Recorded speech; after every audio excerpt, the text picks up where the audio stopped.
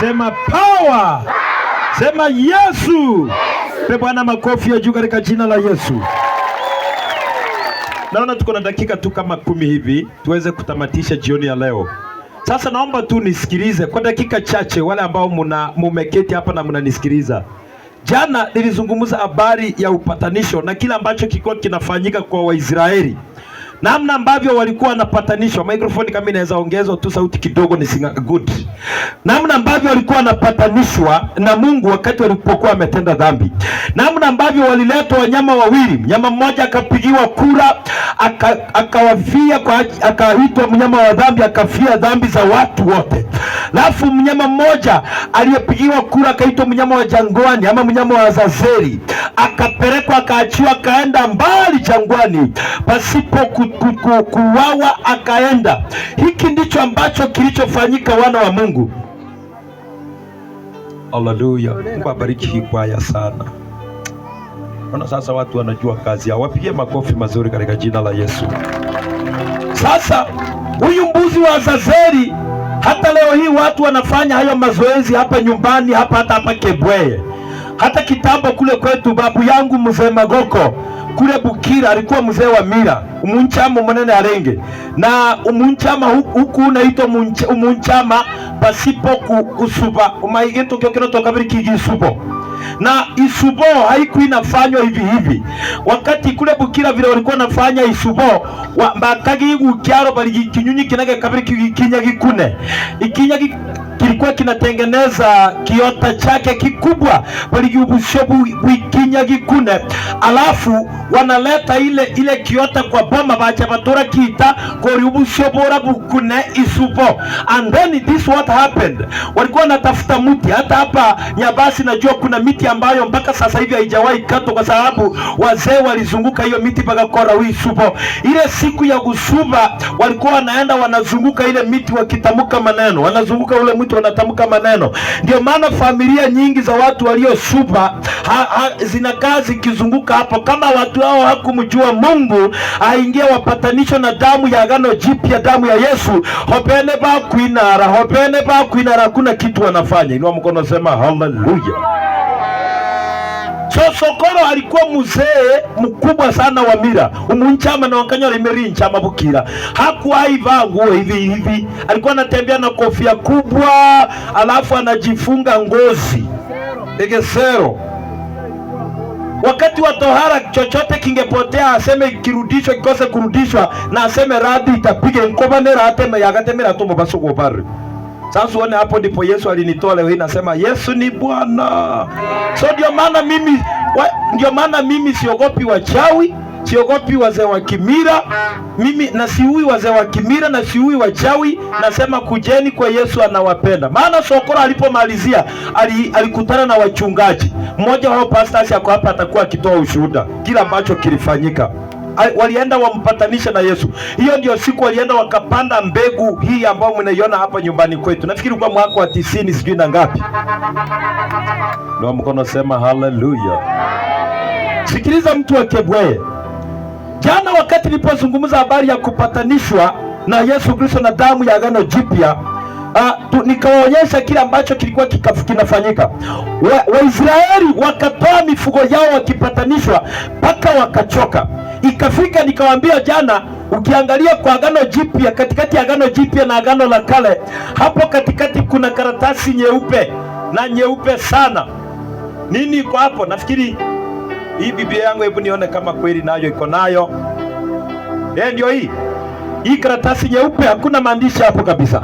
Ni miaka 400 ambao Mungu alinyamaza akiangalia namna ambavyo atampatanisha mwanadamu kama Magoko na yeye kiurahisi. Ndio akamtoa mwana wake wa pekee. Sasa tulisoma tukimalizia Yohana 3:16 ambayo inasema kwa maana jinsi hii Mungu aliupenda ulimwengu hata akamtoa mwanawe pekee ili kila mtu amwaminie asipotee bali awe na uzima wa milele. Mungu hakumtuma mwana ulimwenguni aje kuhukumu, bali ulimwengu uokolewe kwake yeye. Kwa hivyo wale ambao tunaoamini tunafanyika wana wa uzao mteule wa kifalme wa kimbingu. Jina la Bwana libarikiwe.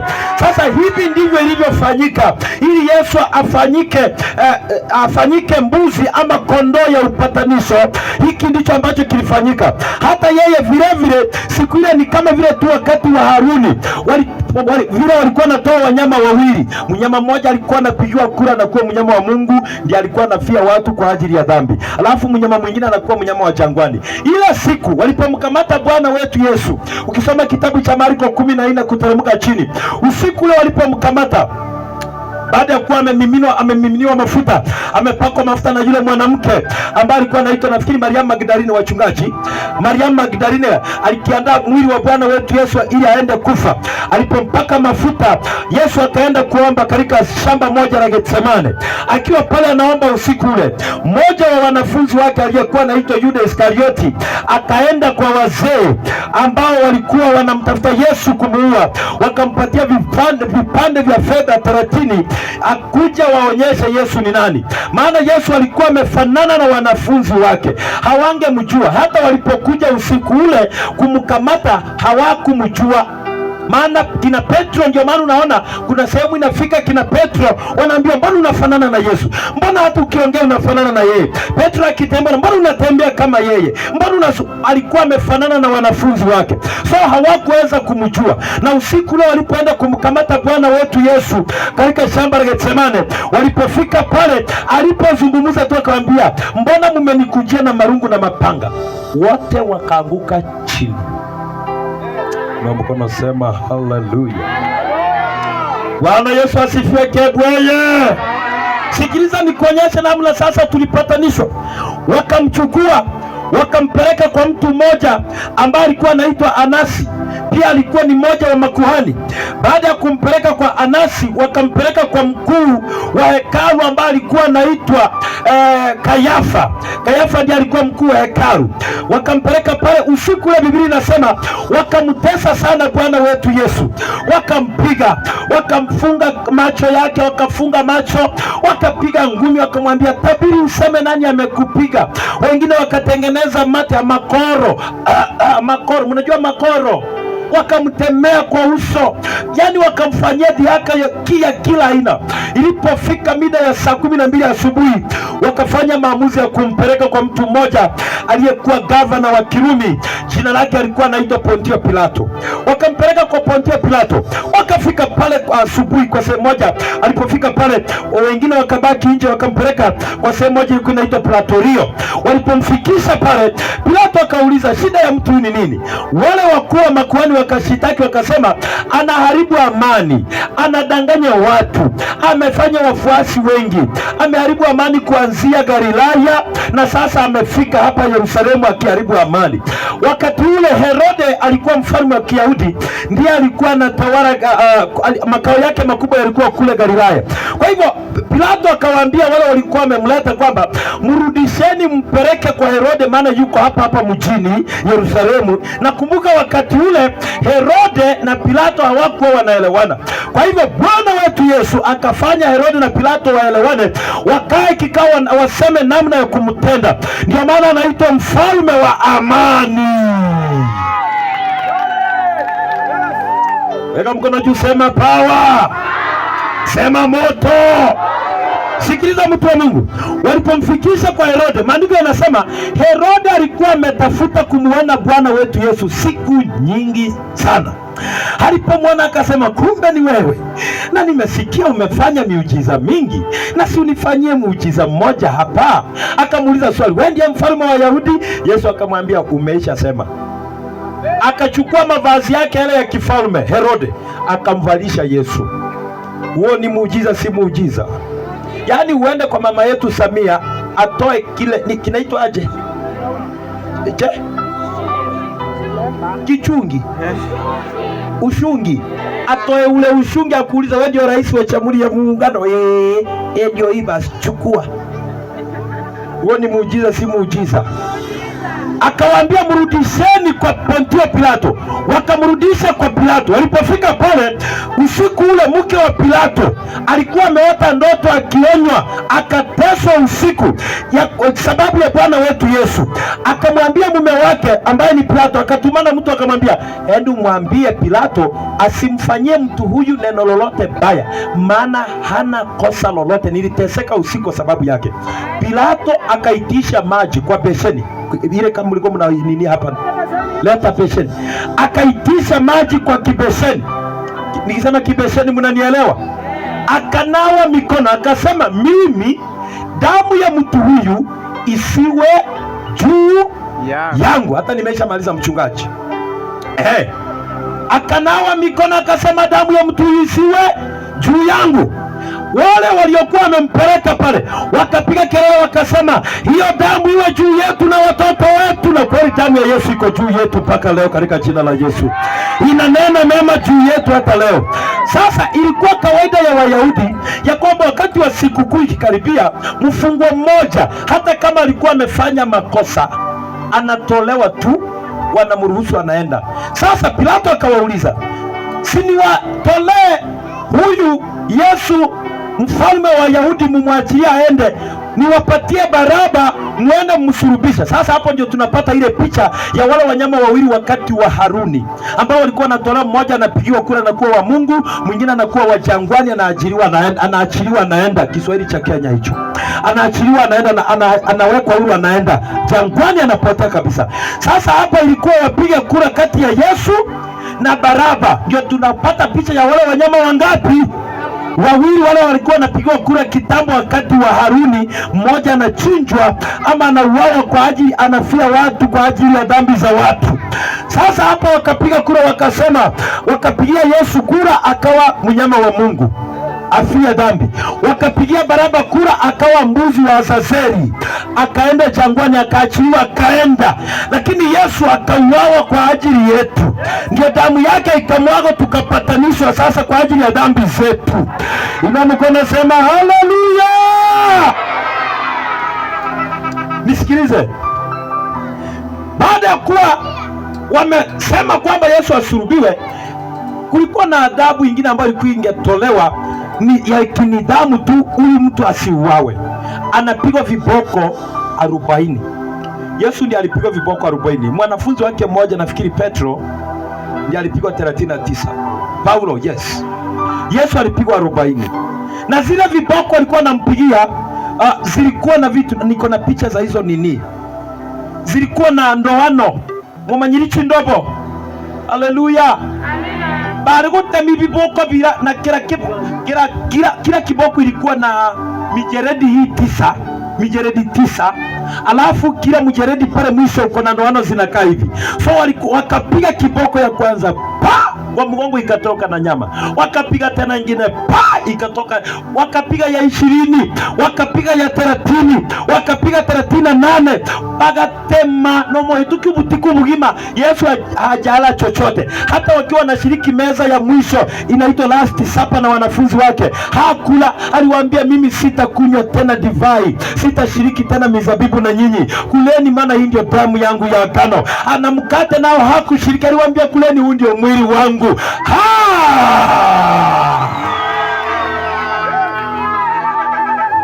Haleluya.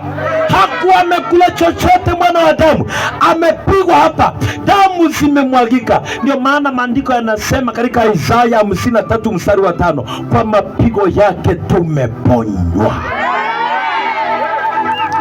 Ndio maana nikikwambia umepona, na maanisha kile ninachokisema. So wakamtesa, wakampiga, ikafika viboko 40. Bado Wayahudi wakapiga kelele, wakasema, asulubiwe, asulubiwe. Wakambebesha msalaba. Na hapo unajua walikuwa wameisha mvalisha ile taji ya miiba kichwani. Momanyiro motikora gukobiri kiroiga. What's the name? Wazee museme. Enkonge. Igisurura ano gekonga. Bakakorengo sira mnyamo gigisurura garaga konga siana kwa nyeupe. Akagunche ngo sira ya maugi bisurura bakamotora kwa moto pu. Sasa akiwa njiani kuanzia saa 1 anaelekea msalabani kule Golgotha. Golgotha hahara Daudi, ni pale ambapo Daudi aliua Goliati. Hiyo sehemu ikaitwa eneo la fuvu, sehemu ya mavuvu, Golgotha. Hao Daudi aiteimwi Goliati, Waisraeli wakapata ushindi. Na hapa sisi tunaenda kuupata ushindi kule msalabani katika jina la Yesu. So wakaenda, wakiwa njiani wakambebesha msalaba. Yesu akaanguka na msalaba. Yesu akaanguka. Unajua huyu amepigwa, ametoka damu, nyama mgongo hana, amebebeshwa msalaba, ni mzito. Walipokuwa njiani mida ya saa 2 wakakutana mtu mmoja Mwafrika, jina lake alikuwa anaitwa Simeoni Mkireno. Wakamlazimisha amsaidie Bwana wetu Yesu kubeba msalaba, lakini Yesu hakuomba msaada wowote. Hakuambia mwambie Simoni anisaidie. No, wao ndio walimlazimisha. Simoni hakuanguka na msalaba. Kwa nini? Hakuwa amebeba dhambi ya mtu yoyote kwa ule mti. Yesu alikuwa anaanguka na msalaba kwa sababu alikuwa amebeba laana za nyumbani kwa kina Magoko. Alikuwa amebeba laana za nyumbani kwenu. Alikuwa amebeba dhambi za kwetu. Alikuwa amebeba. Ndio maana msalaba ulikuwa mzito. Ilipofika mida ya saa 3, Bwana wetu Yesu akawa amewekwa msalabani, na mkono wake wa kulia mtu mmoja aliyekuwa mwizi, na mkono kule mwingine mtu mwingine aliyekuwa mnyang'anyi mwizi. Lakini kumbuka Baraba ambaye alikuwa ni mbuzi wa Azazeli, yeye alikuwa ameachiliwa, ameenda. Haleluya! Kwa nini Baraba hakufa? Baraba yeye hakuwa na habari na Magoko, hakuwa na habari na wewe. Yesu ndiye alikuwa na habari zako. Wakamweka msalabani mida ya saa 3. Ilipofika saa 6, na unajua hiyo hali yote inafanyika ndio sisi tupatanishwe. Maana ukisoma kitabu cha Yohana 3 mstari wa 15 kuanzia 14, maandiko yanasema kama vile Musa alivyomwinua nyoka wa shaba jangwani, vivyo hivyo mwana wa Adamu hana budi kuinuliwa. Haleluya! Inua mkono, sema haleluya. Nisikilize mwana wa Mungu. Ikafanyika hivyo. Ilipofika mida ya saa 6 akiwa msalabani. Unajua kawaida kwa Wayahudi kitambo hakukuwa na vitu hizi tunaita televisheni, maredio haikuwa. Sasa mfalme alipokuwa anakufa ama amekufa, walikuwa wanachukua mashuka meusi, wanaandika hapo, wanatumana kila wilaya ya kwamba mfalme amekufa, mfalme amekufa. Maana hakukuwa na redio. Sasa ya Yesu hakukuwa na mtu wa kuandika mashuka. Kila ambacho kilifanyika ilikuwa ya kimbingu. Ilipofika saa 6 matangazo yakatumwa. Ilitumwa namna gani? Kukakuwa giza kuanzia saa 6 mpaka saa 9. Watu wakajua mambo si ya kawaida. Ninatangaza katika jina la Bwana wangu Yesu, wote wanaohangaika na maisha yako kwamba usiendelee, kukue giza kwao. Nasema kukue giza kwao katika jina la Yesu. Wanaoinuka na kuroga hata kanisa, ama tutumbia babemba na bago tubimitigira ya kukura kanisa, kukue giza kwao. Unaona hayo maneno mimi naongea pole pole hivyo, yanatoka kama bomu. Bwana Yesu asifiwe. Haleluya. Nisikilize, ilipofika saa 9, hiyo yote inafanyika ndio sisi tuweze kupatanishwa. Ilipofika mida ya saa 9, Bwana wetu Yesu akalia kwa sauti, akasema Eloi Eloi lama sabachthani. Maana yake nini? Mungu wangu, Mungu wangu, mbona umeniacha? Maandiko anasema akalia tena mara ya pili, Eloi Eloi lama sabachthani, akakata roho. Maandiko yanasema kukatokea tetemeko, makaburi ya wale ambao walikuwa wamelala na miamba pia ikiwemo ikapasuka, wakachomoka, wakaingia na yeye paradiso. Haleluya! Sikiliza, kulikuwa na mtu mmoja mstahiki, mtu wa heshima sana, alikuwa anaitwa Yusufu wa Arimathea. Yusufu Arimathaya, yes, alikuwa mtu wa heshima katikati ya lile baraza. Yeye hakukubaliana na yale mambo ambayo wazee walifanya kumuua Bwana wetu Yesu. Akamwendea Pilato akamwambia, naomba mwili wa Bwana wangu niende nikauzike. Ilikuwa kawaida mateso ya msalaba yachukue muda mrefu. Sasa Pilato hakuamini kama Bwana wetu Yesu amekufa. Akatumana askari mmoja. Yule askari akaenda, kitambo hakukuwa na bunduki, akaenda na mkuki ritimo, akamdunga Bwana wetu Yesu hapa kwa ubavu. Pa! Akadunga, ule mkuki ukapita mpaka kwa moyo wa Yesu, ama mpaka kwa, inaitwa nini? Ni moyo ama nini? Kwa moyo wa Yesu. Alipotoa ule mkuki, vikatoka maji na damu. Maandiko yanasema yule askari alikuwa chongo, jicho lake moja alikuwa linaona, vikamdondokea maji na damu, akaona pale pale, akapiga magoti akasema, hakika huyu mtu ni mwana wa Mungu, hakika huyu mtu ni mtakatifu, hakika huyu mtu hakuwa na dhambi. Sikiliza mtu wa Mungu, wakamchukua mwili wa Bwana wetu Yesu wakapeleka kaburini. Kalile kaburi ambalo walipeleka kitambo, namna ambavyo walikuwa wanafanya, kaburi lile halikuwa kwamba lilikuwa alijazika mtu, lilikuwa ni kaburi la familia ya huyu tajiri aliyekuwa anaitwa Yusufu Arimathaya. Ilikuwa kwamba mtu akifa wa familia anaenda anawekwa hapo, akishaoza, nyama zimeisha, wanachukua mifupa ya yule mtu, alikuwa na sanduku speciali, wanaweka ile mifupa kwa ile sanduku, wanasubiria mtu mwingine wa familia siku atakufa waweke pale. Sasa Yusufu yeye wakati anaenda kuchukua mwili wa Bwana wetu Yesu, alienda akaweka, kuna sehemu Bwana wetu Yesu alikuwa amezungumza na wale wakuu wa hekalu, akawaambia, nina uwezo wa kuvunja ile hekalu nikalijenga kwa siku 3. Wakasema, hekalu lililojengwa kwa miaka 40 ujenge kwa siku 3. Hawakumuelewa, alikuwa anazungumzia habari ya mwili wake. Wakamweka pale, ilikuwa siku ya Ijumaa. Akalala pale kaburini, mara walikamata siku ya Alhamisi. Akalala pale kaburini siku ya Ijumaa. Akalala pale kaburini siku ya Jumamosi. Siku ya Jumapili ilikuwa kawaida ya Wayahudi, mwili ukimaliza siku 3 mwili ule unaenda unapakwa mafuta. Ni kawaida ya Wayahudi, ni desturi yao. Wanawake akiwemo Mariamu Magdalene, akiwemo Susana, akiwemo nani yule mwingine na Marita, akiwemo sijui na mama yake Yesu, wakachukua mafuta mazuri yaliyokuwa yananukia, waenda kuupaka mwili wa Bwana wetu Yesu. Wakiwa njiani wanaenda, wakawa wanapiga hesabu, wanasema, ni nani atatuondolea lile jiwe? Maana waliweka jiwe kubwa, alafu wakaweka na maaskari kulinda, maana walikuwa wamejua Bwana wetu Yesu alikuwa amesema baada ya siku 3 angefufuka. Hivyo wakaweka maaskari kulinda ule mwili wa Bwana wetu Yesu. Lakini ikafika majira ya siku ya 3 ambayo ilikuwa ni siku ya Jumapili, na kueleza kwa nini sisi tunasali siku ya Jumapili. Sema haleluya, sema power, sema fire. Hiyo usisumbuliwe hapa eti mnaabudu Jumapili, mnaabudu usiku. Na kuambia kwa nini sisi tunaabudu Jumapili.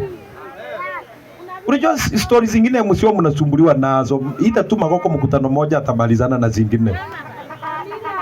Halo. Sisi Jumapili sio siku ya Sabato. Sisi Jumapili tunasherehekea ufufuo wa Bwana wetu Yesu Kristo. Halo. Tunasherehekea kufufuka kwake Bwana Yesu. Sikiliza nikuonyeshe. Walipofika pale, wale maaskari, lile jiwe wakati linaondolewa, maandiko yanasema walilala kama wafu. Ndio maana nasema hata jioni ya leo natangaza kwa maisha ya mtu katika jina la Yesu, na natamka kwa mamlaka yale yaliyo juu yangu kwa jina la Yesu, ya kwamba wote walioweka mawe ya kwamba usiendelee, wote waliofunga njia zako, walale kama wafu ukipenya katikati yao katika jina la Yesu. Walale kama wafu katika jina la Yesu. Nasema wote waliokuroga, wote walioroga watoto wako, walale kama wafu katika jina la Yesu, ukipenya katikati yao. Wale wanawake wakaenda wakapata kaburi liko wazi. Na hata leo ukienda kule Israeli hakuna mfupa imebaki pale. Sasa nikienda kuangalia kaburi la Magoko kuna mifupa pale ndani. Sasa nikienda kuangalia sijui kaburi la Goko kuna mifupa pale ndani. Lakini kaburi la Bwana wetu Yesu liko wazi. Hakuna chochote, maana yu hai. Amefufuka, yu hai. Na hata leo Yesu yu hai. Walipofika pale wakapatana na malaika. Malaika akawaambia, mnamtafuta aliye hai katikati ya wafu, enendeni mwambie wanafunzi wake tukutane Galilaya. Waambie waliokuroga tutakutana Galilaya. Sijui kwa nini natabiria watu na wameketi chini. Simama kwa miguu yako, mimi nimemaliza kuhubiri. Waambie tutakutana Galilaya. Baba mkuja hapa katikati hivi. Nataka nafasi ijazo hapa. Sogeni kujeni hapa hivi. Sogeni kuja hapa niwapatie ushuhuda ya Sokoro. Sogeni kuja hapa hivi. Msikie pale Yesu alinitoa. Tumepatanishwa na damu ya agano jipya. Nisikilize sasa. Wakati mnasonga, I wish those people who are there wangekuwa obedient, wasonge hivi. Haya, nisikilize. Kwa nini wanawake ndio walienda kuona lile kaburi la Yesu? Ule ulikuwa ni mpango wa kimbingu. Ule ulikuwa ni mpango wa Mungu. Bwana Yesu, mama wenda tebe abantu b'imiro bateba igwikara. Kana mchamazi ono haruwe. Sikiliza. Ule ulikuwa ni mpango wa Mungu. Naomba mnisikilize, mashamazi tusaidiane tafadhali. Na abantu bara munyuma hara kila siku nyinyi tunasema msonge. Si msonge. Ndugu ulia na kofia nisaidia watu wasonge. Hata huyo dada hasikii na mteka maji msikitini na ikai waega sata imera.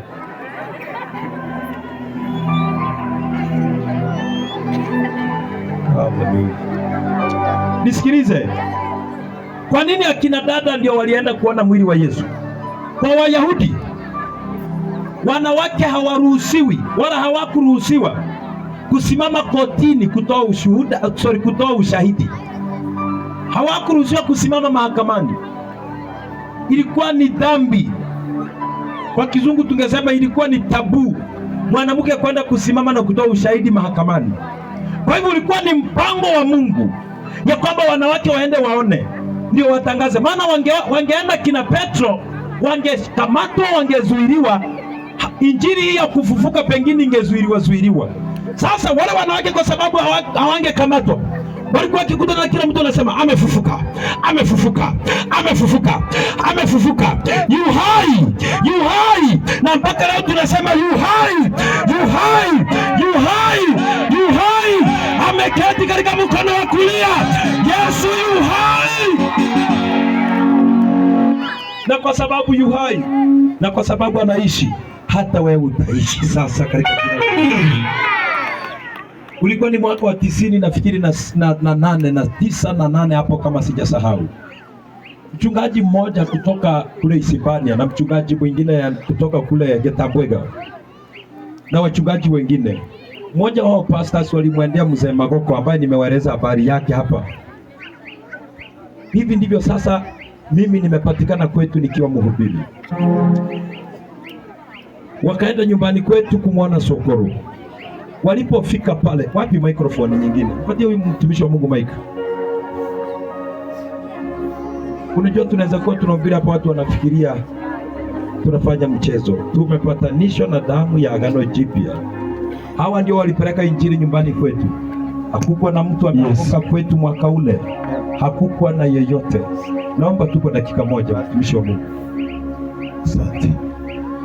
Bwana Yesu asifiwe. Bwana Yesu asifiwe. Ushuhuda nao usema mtumishi wa Mungu Magoko ni wa kweli. Kama alivyotangulia kusema kwamba babu yake hakuvaa, sinitumie kikuli. Umugaku yuga Magoko kirahara ni tishio alengi. Nanyiro muntu aho natagaswarenge bonewe. Wenge bwe nagasware niriho. Na kungusira yae ya makendo. Kanyole tumigiri huri enkuri. Enkuri danyole nyankuri alengo sige enkuri kindi nole ngera mahara. Harotogeje wae yarenge kama saa 9 ikumugoroba. Olingana bachungaji Sami Tondwe alafu Malimbuko ni mwaka wa 90 na mwaka 90 kwa mwaka 90 no togewa hano tohikire ano tomotebire magana ga Mungu digaburi ga Mungu wenyo yo angana he swali de gwansande tokamotebika nono agutuna abantu bonsora akoreke para na bantu bara bonsubam tokamotebika hamuna uwe kugutunare tebika tongarare ke saka munturo musio gorengire saka hara ulio gone goho magoko ulio gone goho no maranturu muri basi ne ndama jiga Mungu onyo yo fare okorare mere ano togeje ke saka hara kati ya wale wachungaji ndolegero murumu arapiko malimbuko kokorengana ni linda era kwinare gikira gento no wali gutuna akagotwa gwa hano tohikire malimbuko na baada kuja mugakora toro kiriga mutego hara ta aragano mutego timo komemone kera he ose iga musego kaimiki ko gukuru hara goringe amanyi gatanyere wala bitu tartara ngore ga musiro aratoru ke munyoga mahara malimbuko sawi charaka cha akakenya bogobo ayakahika kabra totara akora gentu kirigons malimbuko akawansa ko sasa ama moyo na bitono tora sasa totama nyembe kana ko toro kigangi wano agi ni agi akahinya tenikyo musiro gorogone chitagara isatwe lakini akatutebika ni kwa goti ko kwanzira kubyara hano mpaka okobokora ukuri gani si akakwimikia mwakora kama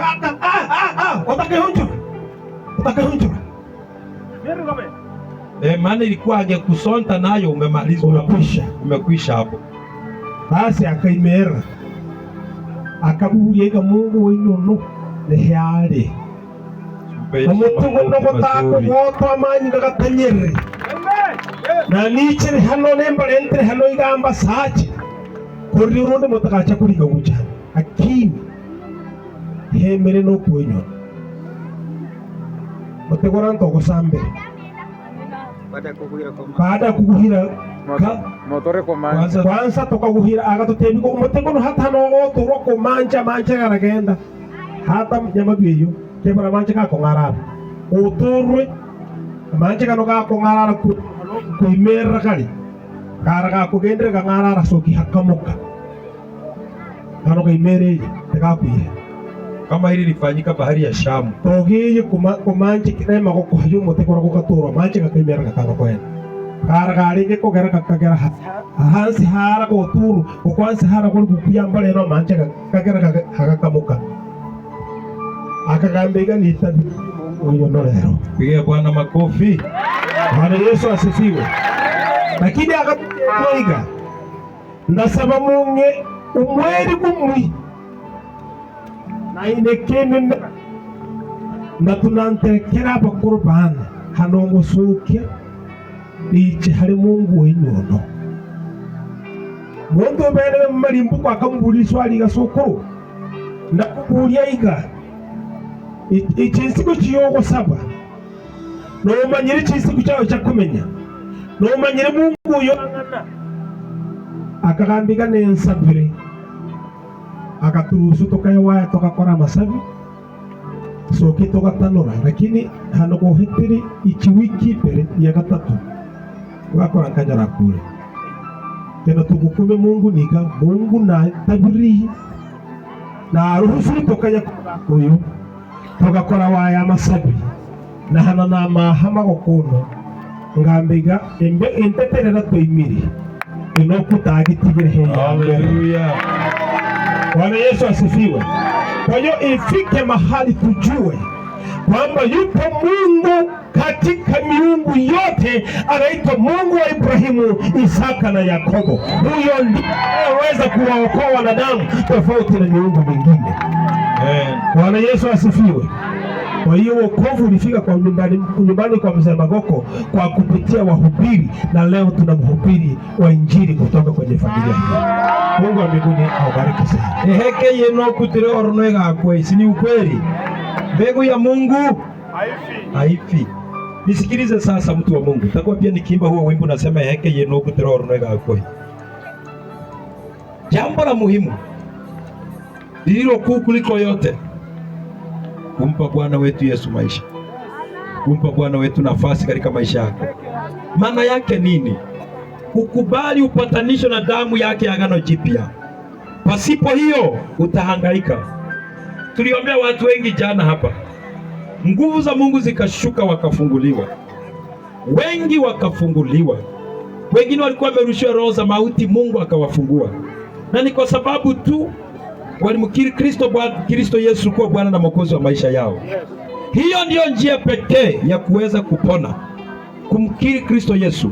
Maana yake ni kusema, umesema Baba, mimi ni mwenye dhambi, nimejua makosa yangu, nimejua nyumbani kwetu kuna shida, watu wamenijua mimi ni mchawi, yawezekana nimekimbia kwa uganga, nimebeba mpaka na matunguli za waganga ziko nyumbani, lakini leo natubu, nimekuamini ya kwamba unaweza ukanisaidia, ya kwamba unaweza ukanilinda, unaweza ukafanyika msaada katika maisha yangu. Crusade kama hii watu huokoka na humpa Bwana Yesu maisha na nafasi katika maisha yao, na wakapata neema mpya, wakapata kibali kipya. Wala ambao hawakuwa wanalala, tumeomba hapa, mmekasikia mambo ambayo Bwana wetu Yesu amefanya. Kuna mama alikuwa hapa hakuwa analala kwa sababu alikuwa anasubiri aende kufanyia operation, akasema mwenyewe, nimechoka, nimekimbia kwa uganga. Lakini tulipoita jina la Bwana wetu Yesu, mwenyewe alikuwa hapa akisema. Kuna mama mwingine mlisikia hapa akitoa ushuhuda kutoka Nyakarima, anasema aliugua kifua kikuu, sijui asma, miaka 16. Huyu Bwana wetu Yesu akamponya. Kwa nini usimpe Yesu maisha? Kwa sababu that is miracle number 1 ambao mwanadamu aweza akaupokea. Uko hapa unasema, na ningependa kupokea huo muujiza wa kwanza, kumpa Bwana Yesu nafasi katika maisha yangu. Nimesikia hakika ninatubu. Inua mkono wako wa kulia juu katika jina la Yesu. Tazama alivyoteswa Bwana wetu Yesu, tazama alivyoteswa. Ule mkuki ulipomdunga vilitoka maji na damu. Kawaida hata mwanamke akitaka kuzaa ama kujifungua, maji na damu hutoka, ndio mtoto akapatikana, uhai ukapatikana. Wakati maji na damu ilipotoka pavuni mwake kutoka kwa moyo wa Bwana wetu Yesu, kanisa lilizaliwa na sisi tukapata uhai. Kwa sababu yu hai, Yesu yu hai. Inua mkono wako juu kama umeamini. Yesu yu hai, Yesu yu hai. Kwa sababu yu hai, na hata wewe utaishi katika jina la Yesu. Inua mkono ule wa pili juu katika jina la Yesu. Nafasi nzuri. Huu ndio muujiza wa kwanza ambao mwanadamu aweza akaupokea. Funga macho yako pasipo maringo. Nafasi hii ni nafasi ya kipekee katika maisha ya mwanadamu. Na uinue mikono hiyo vizuri. Omba ombi hili nyuma yangu. Sema, Bwana Yesu, Bwana Yesu, jioni ya leo nimeamini, nimekuamini wewe ni mwana wa Mungu, ulikufa msalabani na ukafufuka siku ya tatu. Nimeamini habari njema, nimeamini Injili na nimekuamini Bwana Yesu. Leo ninatubu, leo ninatubu. Unisamehe dhambi Bwana Yesu, unisamehe dhambi. Ondoa jina langu kutoka kitabu cha hukumu, andika jina langu. Sikia nguvu ya Mungu. Andika jina langu katika kitabu cha uzima wa milele. Roho Mtakatifu, inua mikono juu vizuri. Kuna watu wanafunguliwa kwa hilo ombi tu. Kuna watu wanafunguliwa kwa sababu katika ulimwengu wa roho nasikia sauti za minyororo zikiachia, nasikia vifungo vikiachia, nasikia magonjwa yakiachia mili ya wanadamu. Oh my God, my Father, inua tu mikono yako juu, maana tayari nguvu ya Mungu iko kwa uwanja. Oh, katika jina la Yesu, yule anaamini ndiye anatendewa, yule anaamini ndiye anatendewa. Funga tu macho yako na niita watumishi wa Mungu, maana tayari moto wa Bwana uko kwa uwanja. Hatutaweza kuzuia. Msaada wa Bwana uko hapa, msaada wa Bwana uko hapa. Saidia huyo tayari, saidia huyo mama, katika jina la Yesu, saidia huyo Jesus, katika jina la Yesu. Ya saidia yeye, usimzuie katika jina la Yesu. Kila nguvu za giza zianze kuachia wana wa Mungu, kila vifungo viachie. Wachungaji tafadhali tokeni kwenye tenti, kujeni katika jina la Yesu. Kila vifungo vinaachia kwa jina la Yesu. Inua mikono yako juu, funga macho yako. Watu wanafunguliwa. Hautarudi na hiyo laana nyumbani, hautarudi na hiyo kasi nyumbani, katika jina la Yesu. Jina la Yesu, my Father. Wachungaji tafadhali kujeni katika jina la Yesu. Laana zinaachia kwa Yesu. Kila laana yule anaamini kila mizimu, saidia jina la Yesu. Wachungaji jameni, mama pastors, mnafanya nini kwa tenti? Kwa jina la Yesu Kristo, inua mikono yako juu. Wakikuguza tu ni kama vile mimi nimekuguza. Kuna moto kwa jina la Yesu. Weka wachungaji, weka tu, weka funga macho. Unangangaza macho ni wewe. Funga macho tafadhali kwa jina la Yesu. Funga macho tafadhali. Funga in the might of Jesus. Wanyani akikuguza tu ni kama saidia yule tayari. Kwa jina la Yesu. Tayari pale. Saidia yule. Kamata kwa jina la Yesu. Yes, nyinyi weka tu mkono. Yaani jina la Yesu. Yule mchungaji akiweka mkono juu yako ni vile ningeweka tu. Kwa jina la Yesu. Hiyo neema iko tu, hiyo neema iko. Ndio. Kwa jina la Yesu Kristo. Kila nguvu toka cha wana wa Mungu. Tunawapatanisha leo na damu ya agano jipya. Katika jina la Yesu. Tunawapatanisha na damu ya agano jipya. Kwa jina la Yesu. Weka tu mikono wachungaji. Weka tu mikono. Yaani tamani tu mchungaji aweke mkono juu yako. Kwa jina la Yesu. Tamani tu aweke tu mkono juu yako. Kwa jina la Yesu. Kwa jina la Yesu. Katika jina la Yesu. Hautarogwa tena. Kwa jina la Yesu. Ucha unaharibika. Ucha unaharibika. Ucha unaharibika. Kwa jina la Yesu. Kamata. Kwa jina la Yesu. Kamata. Kamata. Kwa jina la Yesu. Kwa jina la Yesu Kristo. Shuka toka. Tafadhali shuka toka. Kaini toka hapo. Wewe ni shemasi, tunaomba na unakaja hapo ni video.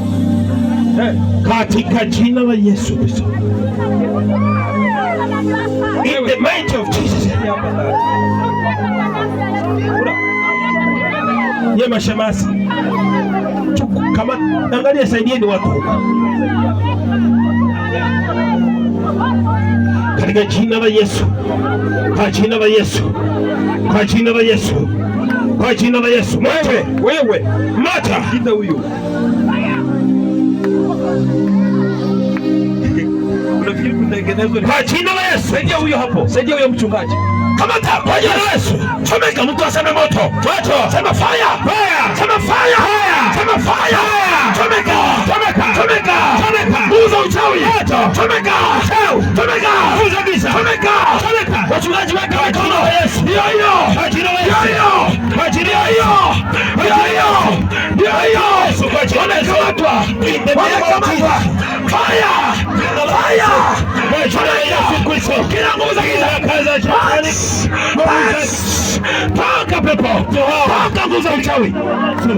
Kwa jina la Yesu, kwa jina la Yesu. Funguliwa kwa jina la Yesu. Funguka. Funguliwa katika jina la Yesu. Kwa jina la Yesu. Kila vifungo kwa jina la Yesu.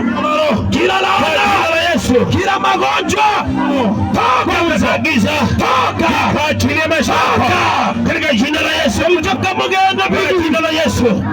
Enyi mapepo ya kutumwa, ninakuamuru kwa mamlaka ya jina la Yesu, achia maisha ya watu hawa. Kwa jina la Yesu. Achia maisha ya watu hawa. Kwa jina la Yesu. Kwa jina la Yesu. Kwa jina la Yesu. Wagonjwa kimbia haraka. In the might of Jesus. Wagonjwa kimbia kama ni mgonjwa kimbia haraka. funguliwa, funguka, toka pepo kwa jina la Yesu, toka pepo, toka, toka, toka uchawi, toka uchawi, toka uchawi, toka uchawi. Usimfinye sana, toka uchawi, kemea hiyo ni toka uchawi, usipambane kwa jina la Yesu, kemea hiyo kwa jina la Yesu, kemea za giza, roho za mizimu, mabibi na mababa wale ambao ni wagonjwa na Yesu. Unasikia jina la Yesu, unasikia vile anapiga nduru, maroho ya mauti hayo kwa jina la Yesu. Wagonjwa kimbia haraka. Kuna watu ni wagonjwa hapa na tamka na hamunielewi. Unataka nikwambie unaumwa wapi? Kwa jina la Yesu, toka pepo. Toka, toka kwa Yesu. Toka kwa Yesu. Kwa jina la Yesu, pigwa kwa moto. Moto, toka mtu akimbia huyo mtu mmoja. Haya, toka pepo. Haya, toka pepo. Toka majini. Haya, toka nguvu za giza. Toka uchawi. Toka. Pigwa. Toka. Kuna kitu kinafanya jina la Yesu. Saidia kwa jina la Yesu. Toka pepo. Jina la Yesu. Toka pepo. Jina la Yesu. Toka nguvu za giza. Jina la Yesu. Toka nguvu za giza. Toka majini. Toka majini. Katika jina la Yesu. Kwa jina la Yesu. Mtu asaidia Pastor Kanda, yule mtu aleta hapa katikati. Kuna kitu kimefanyika pale nyuma. Toka pepo. Kwa jina la Yesu. Toka. Kwa jina la Yesu. Fire. Jina la Yesu. Sema moto. Sema moto. Moto. Moto. Moto.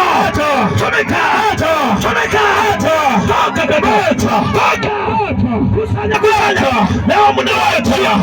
Moto kwa jina la Yesu. Kwa jina la Yesu. Tatoka.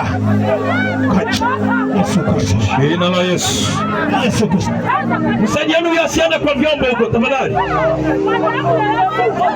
In the mighty of Jesus. Katika jina la Yesu. Kwa jina la Yesu. Kwa jina la Yesu Kristo wa Nazareti. Na mtu asiende nyumbani. Kwa jina la Yesu Kristo wa Nazareti. Mtu asiende nyumbani kabla tukuombee maombi ya ulinzi pia. Ni muhimu hiyo. Nyinyi ni wagonjwa. Inua mikono yako juu. Huyo mtoto ni mgonjwa. Inua mikono yako juu. Alafu funge macho yako. Magonjwa ni nguvu za giza, ni roho chafu watu wanatumiwa. Wengine ni uvimbe wa tumbo, wengine mwili, vitu zinatembea kwa mwili, wengine ukilala usiku unashtuka. Inua mikono yako juu. Inua mikono yako juu. Funga tu macho yako. Funga macho yako. Wachungaji wale wameenda wapi? Pastor Pedro ako wapi? Ako wapi? Oh, anza kuweka mikono hapo. Kuna nguvu ya Mungu inashuka hapo kama umeme. Baba katika church. Wajira toka magonjwa. Sasa anza kuondoka. Anza kuondoka. Anza kuondoka. Magonjwa. Toka. Toka haraka. Toka. Toka haraka. Ndio hiyo. Saidia huyo. Kamata. Shida Yesu. Touch. Kwa jina la Yesu. Saidia hapa. Kwa jina la Yesu. Saidia hapa. Kamata. Kwa jina la Yesu. Saidia hapa. Kamata. Kwa jina la Yesu. Kamata huyo. Kwa jina la Yesu. Kamata ndio hiyo. Kwa jina la Yesu. Ndio hiyo. Kamata. Kamata. Toka. Fire. Toka pepo. Fire. Toka. Kwa jina la Yesu. Mnaenda. Nimewambia magonjwa ni nguvu za giza. Inua mikono juu. Kwa jina la Yesu. Moto. Touch.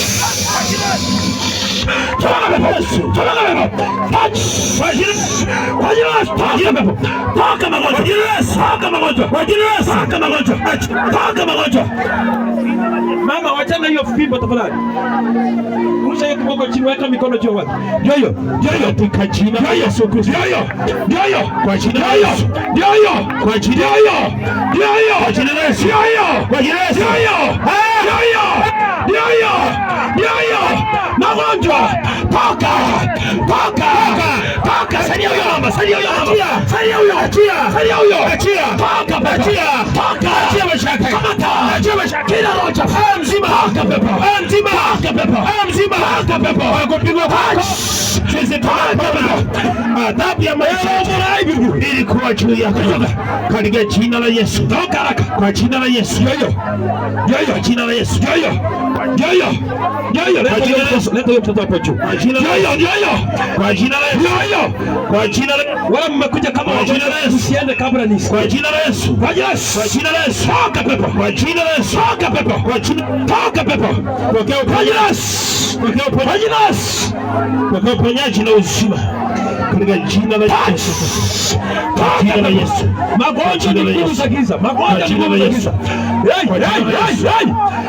Katika jina la Yesu. Ondoka haraka. Katika jina la Yesu. Wachungaji weka mikono tafadhali. Funguka. Katika jina la Yesu. Simama hapo kwa jina la Yesu. Ina mikono yako, funga macho yako, wachungaji weke mikono tu. Tafadhali pastors, weka, kuna nguvu ya Mungu nyingi hapa, ni zaidi ya umeme. Weka tu mikono. Weka tu mikono, ndio hiyo. Ndio hiyo. Kwa jina la Yesu. Hayo magonjwa yanaondoka. Toka pepo. Toka roho chafu. Toka haraka. Pigwa kwa moto mzima. Uwe mzima. Hiyo inafanyika. Uwe mzima. Kamata. Uwe mzima. Hapo. Uwe mzima. Kwa jina la Yesu. Wamama wamelala, kama tasaidia pale nyuma. Wamama jameni. Kumulika huko. Saidia huko kwa jina la Yesu. Kwa jina la Yesu, toka pepo. Toka majini. Toka nguvu za giza. Hicho kama gani huko. Hero morai.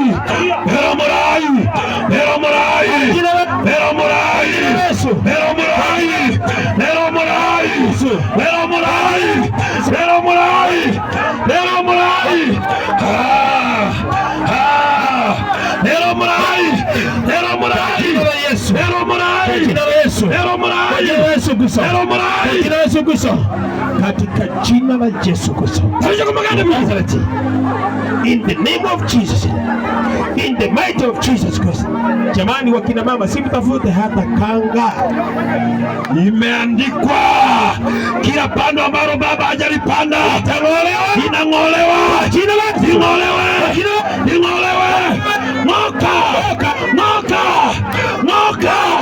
Toka pepo. Toka nguvu za giza. Toka uchawi. Pale barogila la Yesu. Kwa jina la Yesu.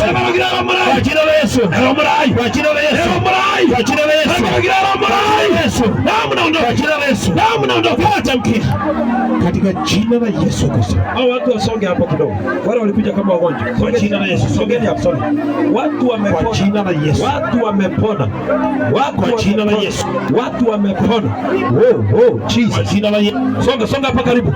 Songa tu hapa karibu. Kwa jina. Songa tu karibu. Katika jina la Yesu. Songa karibu. Kwa jina la Yesu. Kwa jina. Yo, saidia pale. Kamata. Huu ni msako.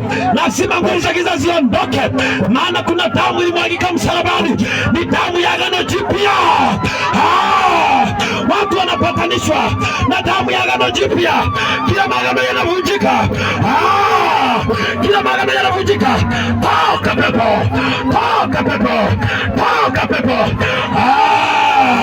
Kila maagano yanavunjika. Watu wanapatanishwa na damu ya agano jipya.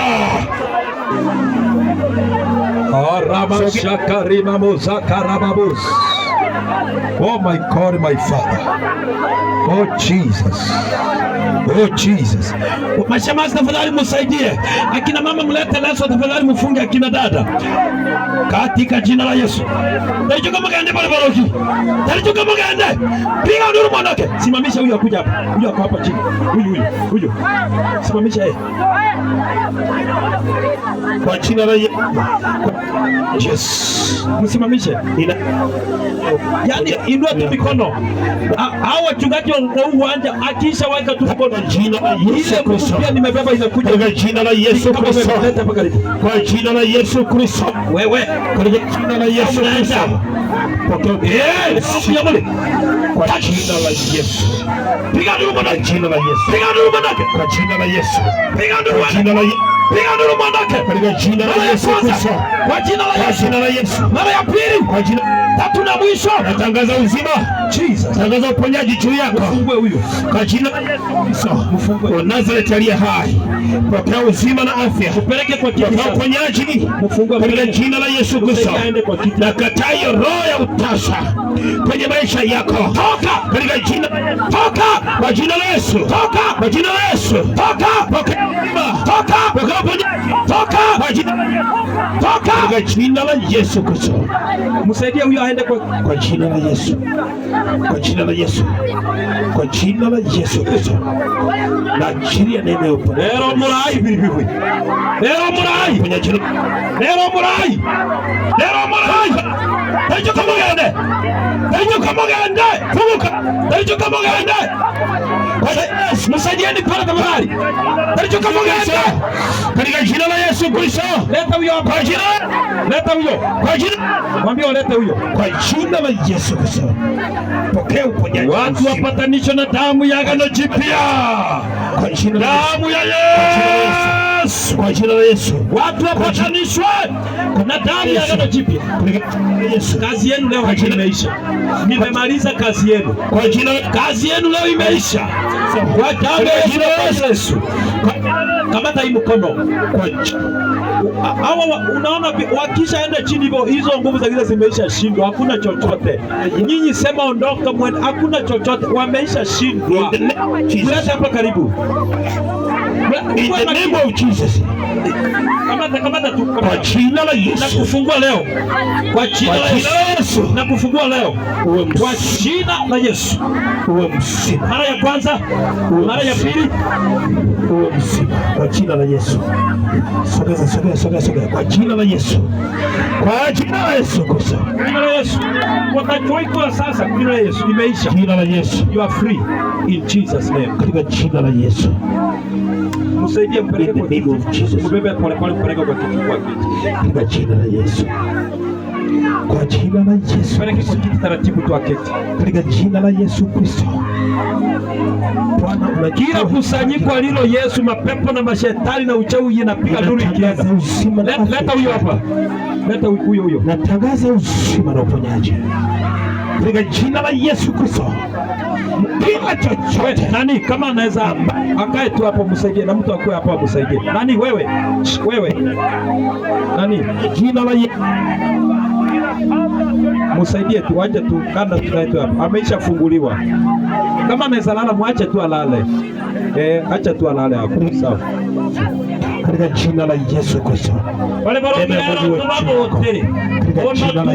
huyu nimemfungua kwa jina la Yesu. Jina la Yesu. Mara ya kwanza, mara ya pili, mara ya tatu nimempatanisha kwa damu ya agano pepo. Katika jina la Yesu Kristo wa Nazareti. Nimekufungua katika jina la Yesu Kristo wa Nazareti. In Jesus name. Amen. Hapo msaidie. Msimamishe aende uponya. Hapo huru kwa jina la Yesu. Kweli mfungue uzima na afya. Leta huyo sasa katika jina la Yesu. Baba, katika jina la Yesu Kristo. Namleta mama huyu kwa mwako jina leo. Unaitwa nani? Baba, ninatangaza uzima na afya. Tangaza uzima na umefunguliwa mama katika jina la Yesu Kristo. Neema yako Bwana ikawe juu yake. Baba, mlinde na mtunze. Ani mtu aelekeze akapokea uponyaji na uzima. Msimamishe katika jina la Yesu. Kwa jina la Yesu. Na bibi wiki moko kora mono. Kwa jina la Yesu. Nalichoka mwende. Jina la Yesu. Nitasanisha na damu yako. Kwa damu ya Yesu. Mara ya kwanza. Asante Yesu. Mara ya pili. Katika jina la Yesu. Katika jina la Yesu Kristo. Kila makao yenu hapa. Kwa jina la Yesu, kwa jina la Yesu. Huyu nimemfungua leo. Kwa jina la Yesu. Kwa jina la Yesu. Mara ya kwanza. Katika jina la Yesu, katika jina la Yesu. Ninatangaza kufunguliwa kwako. Leta tena. Natangaza kufunguliwa kwako. Leta. Katika jina nimekufungua leo binti yangu. Natangaza uzima utachoela ya roba kwenye maisha yako katika jina la Yesu. katika jina la Yesu Kristo. Huyu Bwana wangu. Baba, ninatangaza Jesus name. Amen. tangaza uzima, Peleke huko. tangaza kufunguliwa kwa binti huyu. Kristo, Leta huyo. kwa jina la Yesu, kwa jina la Yesu, kwa jina kila mipango ya pepo Kitu hapo. Kuna kitu hapo. toka pepo, toka pepo, toka kwa jina la Yesu, Hilo tumbo lake mshike huyo, msaidie. kwa jina la Yesu. Huyo ana shida Kwa gani? jina la Yesu, kwa jina la Yesu, katika jina la Yesu, Analia miguu. Hebu rudi nyuma kwa nisaidie. jina la Yesu, katika jina la Yesu, kwa jina la katika jina la Yesu, Msimamisheni. neno la Mungu juu Huyo alishafunguliwa. kwa jina la Yesu, Hautateseka tena. katika jina la Yesu Kristo, Hautateseka tena. kwa jina la Yesu, Nimekufungua leo. nakataa hizo roho za Utatuele ro baba. roho za Mulete hapa. ya maisha huyu, Hakuna kitu hawa maisha katika shida. jina la Yesu, Utatuele ro baba. katika Kila nguvu za giza piga nuru. jina la neno, katika jina la Yesu Kristo, toka pepo kwa jina la Yesu. Mara ya kwanza, mara ya pili, mara ya tatu, moto, fire, chomeka moto, piga nuru mwende, toka pepo. 1 2 3, kwisha. Nimekufungua baba. Utatuele bwana. Kwa jina, Uko huru sasa. kwa jina, In Jesus name. kwa jina la Msaidie aende hapo pale aketi. katika jina, Msaidie. Msaidieni. katika jina la Yesu, katika jina la Yesu. Mutaacha mumahe Yesu anware. Mutaacha mumahe Yesu anware. Yeah. Takura mugenda bilibihwe. Wapi mzazi wa huyu?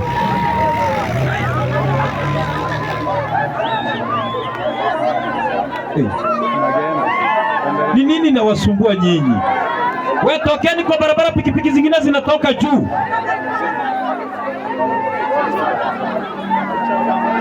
Sasa nini nawasumbua? Si hao wanatafuta mali, waachana na wao waende salama. We, na wapi wazazi wa huyu? Huyu ana shida gani mama? Eh? Huyu ako hapa chini. Huyu ana shida gani? Eh? Mutamuhe maiki bamuri. Analia miguu na mikono. Hatembei. Yes. Msimamisheni. Simama. Simama. Katika jina la Alichoka maganda bibi. Toka pepo. Toka pepo. Chia miguu. Pepo ulemavu. Toka pepo. Toka pepo. Toka pepo. Kiuchumi ulemavu. Toka pepo. Ondoka. Touch. Chomeka moto. Toka pepo. Toka pepo ulemavu. Toka kikivu. Alichoka maganda. Toka. Toka pepo. Chomeka moto. Chomeka. Fire! Chomeka! Toka pepo arthritis! Toka! Chomeka moto! 1 2 Imefunguliwa, katiwe nguvu. Mikono hii katiwe nguvu. Hebu shika, tembeza yeye Katika hapo. jina la Yesu. Tembeza yeye kidogo. Katika jina Kwa jina la Yesu. Hii ni roho ya ulemavu. Kwa jina la Yesu. Leti hapa. katika jina la Yesu Kristo wa Jina la Yesu. Nazareti. Simama. Katika jina la Yesu. Haya, patia mama yake amtembeze hapa chini kidogo. Pastor Kiande na Pastor Pedro, hebu tembeza huyo mtoto hapo chini. Na huyu ana shida gani?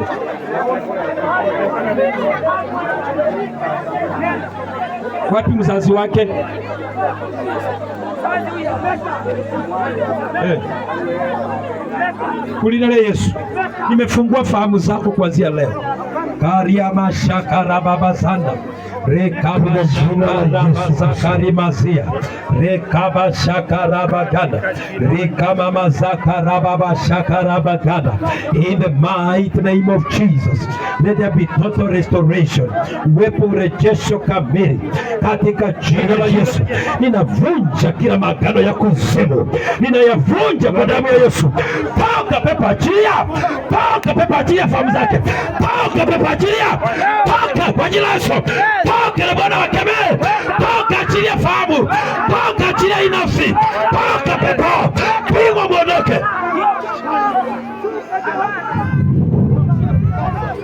Unaitwa nani? Bruce. Pius. Musi. Munsi. Sasa kuanzia leo wewe ni Musa. Sawa? Enda na Mungu akusaidie na ameisha kuponya. Na huyu nani naye? Ana shida gani? Kifua inamfanya aje? Anabanwa katika jina la kwa jina la Yesu. Baba, wewe ni mzima kuanzia leo. Kila nguvu za giza, magano ya kuzimu, toka pepo, toka kwa jina la Yesu.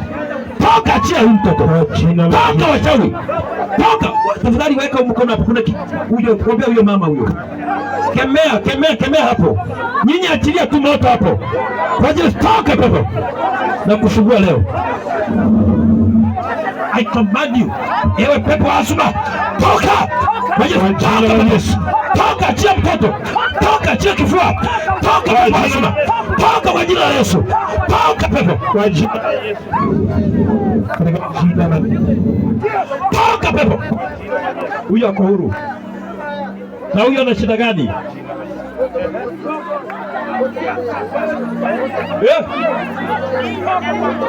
Nani ameleta huyu? Ana shida gani? Haongei na damu inatoka kwa. Oh Jesus. Aramashakarima. Ana miaka ngapi? Wapi mzazi wake? Yes. Wewe ndiye mama. Miaka 6. Sikiliza ushuhuda. Nilikuwa nahubiri Tumaini. Nikatengeneza mkutano kama ulikuwa siku 7. Mchungaji ushahidi alikuwa.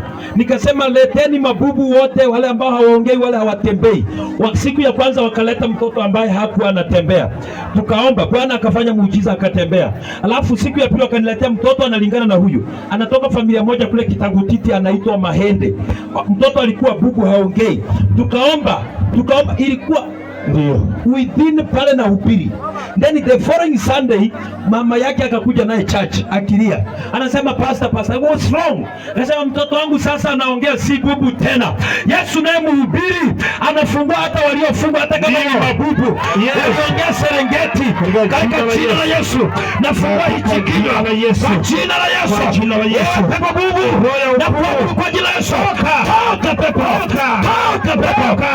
Toka pepo kwa jina la Yesu. Toka kwa jina la Yesu. Achia kwa jina la Yesu. Kwa jina la Yesu. Kwa jina la Yesu. Pepo bubu ninakuamuru hauna majina katika nafsi. In the name of Jesus. Katika jina la Yesu. Achia in the mighty name of Jesus. Kwa jina la Yesu. Ni moja ya muujiza ambao nitaenda nikisema nilienda Kebweye Yesu akatenda bubu akaongea. Si nilienda Nyabirole mtu aliyekuwa bubu akaongea. Sema amina. Sema amina. Sema power. Sema hallelujah. Hallelujah. Sema hallelujah. Hallelujah. Sema Jesus. Sema Jesus. Sema Jesus. Sema power. Sema watu wanashangaa.